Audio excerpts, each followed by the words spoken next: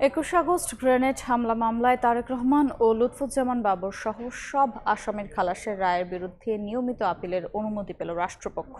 প্রধান বিচারপতি সৈয়দ রেফাত আহমেদের নেতৃত্বে ৬ বিচারপতির বেঞ্চ এই আদেশ দেন। আপিল শুনানির দিন ধার্য করা হয়েছে ১ জুলাই। এর আগে গেল বছরের ১ ডিসেম্বর সাবেক স্বরাষ্ট্রমন্ত্রী লুৎফুজ্জামান বাবর এবং বিএনপির ভারপ্রাপ্ত চেয়ারম্যান তারেক রহমান সহ সব আসামিকে খালাস দিয়ে রায় দেন হাইকোর্ট।